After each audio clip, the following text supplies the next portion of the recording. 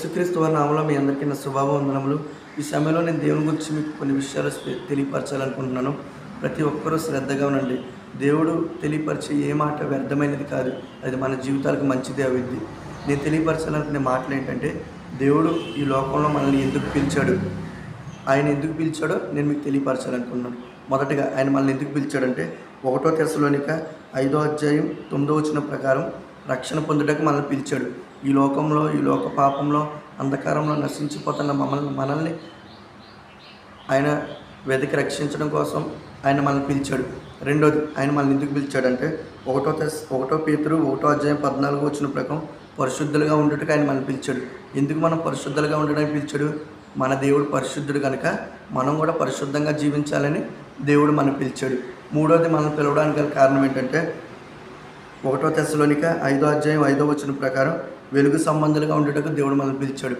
ఎందుకు మనల్ని వెలుగు సంబంధులుగా ఉండడానికి దేవుడు పిలిచాడంటే, దేవుడు ఈ లోకంలోకి వెలుగై ఉన్నాడు కాబట్టి. ఇంకో చోట ఏం చెప్పబడుతుంది? మీరు లోకంలోకి వెలుగై ఉన్నారని చెప్పబడుతుంది.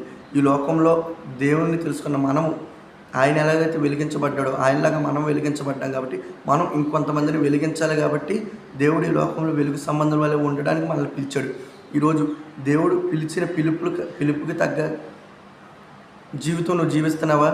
ఒకటి, దేవుడు ఎందుకు పిలిచాడు? పరిశుద్ధులుగా ఉండటకు పిలిచాడు, వెలుగు సంబంధాలుగా ఉండటకు పిలిచాడు, రక్షణ పొందడానికి దేవుడు పిలిచాడు.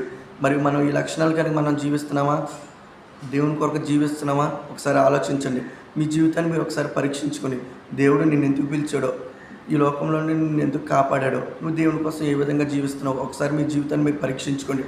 ఎందుకంటే ఈ లోకంలో నశించిపోతున్న మనల్ని ఏ విధంగా అయితే పిలిచిన మనం కూడా నశించిపోతున్న కొంతమందిని దేవుని కోసం రక్షించడం కోసం ఆయన మనల్ని ఏర్పాటు చేసుకున్నాడు. దేవుడు మనల్ని ఆ ఉద్దేశంతో పిలిచాడు. ఈ మాటలు వెంటనే నీవు దేవుని కోసం, దేవునికి మహిమకరంగా జీవిస్తున్నావా? ఒకవేళ లేని ఎడల ఈ వాక్యం వెంటనే నీవు తృణీకరించు, దేవుని కోసం జీవించు. ఈ మాటలు నీ కోసం తెలియపరుస్తున్నాడు.